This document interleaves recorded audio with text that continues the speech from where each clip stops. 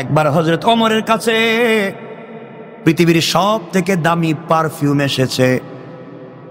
ওমরের স্ত্রী বলছেন, স্বামীরে কি করবেন? আমি এগুলো বন্টন করে দেব। ওমর বলতে লাগলেন, বন্টন যেহেতু আমি করব। স্ত্রী বললেন, স্বামী আমার হাতে দেন, আমি এটাকে বন্টন করে দিই। আমার বলছেন, না না, আমার স্ত্রী বন্টন করতে পারবে না, আর কেউ দাঁড়াও। স্ত্রী ডাক দিয়ে বলছেন, স্বামী কেন নয়, আমি কেন বন্টন করতে পারবো না? ওমর বলছেন, স্ত্রী রে, তুমি এই পারফিউম আতর বন্টন করতে গিয়া তোমার হাতে যদি সামান্য আতর লেগে যায়, আর এটা যদি তোমার বডিতে লাগাইয়া দাও, এটা তো পাবলিকের আমানত, পাবলিককে দেওয়ার জন্য এসেছে। তোমার বডিতে যদি এক জর্রা পরিমাণ লেগে যায়, আল্লাহর আদালতে তোমাকে জবাবদিহি করা লাগবে।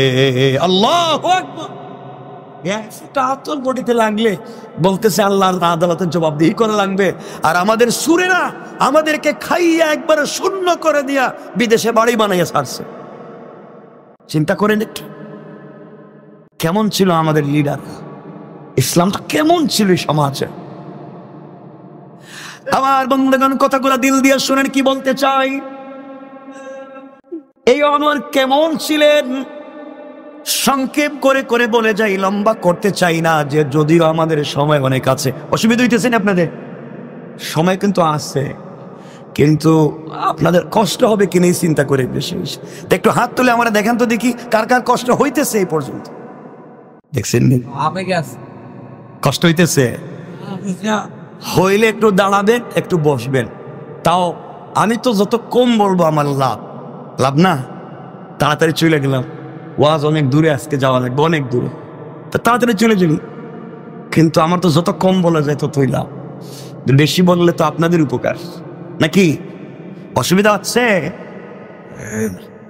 অসুবিধা হচ্ছে, বেশি বলবো না, শুধু শোনেন আমাদের সোনালী দিনগুলা কেমন ছিল।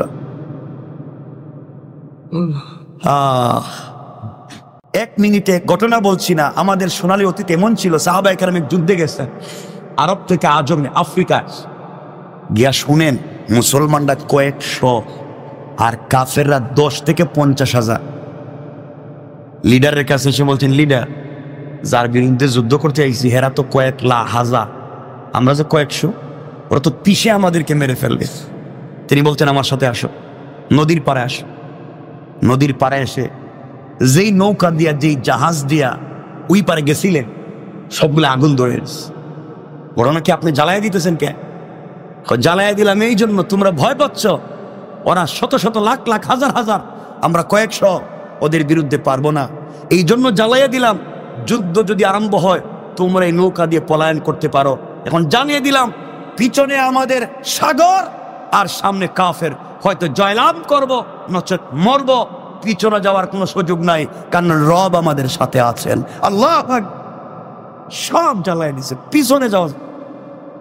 আর আমাদের লিডারেরা কর্মীদেরকে গুলি বন্দুকের সামনে ফেলে দিয়া এরা সবার আগেই ভাগে। এরা নাকি লিডার। চুরিরও তো একটা লিমিট থাকা দরকার। আমার বন্ধুগণ, হযরত ওমর ফারুক রাদিয়াল্লাহু তাআলা আনহু কথা বলছিলাম, কেমন ছিলেন হযরত ওমর। এক পর্যায়ে একদিন, আপনারা জানেন হযরত ওমর মাঝে মাঝে মানুষের খবর নিতেন না? নিতেন না? বলেন না, খবর নিতেন। একদিন বাইরে হইছেন গভীর রাত্রে, পাবলিকের খবর নিতে। শুনছেন আপনারা, আমি মিলাবার জন্য শুধু বলছি।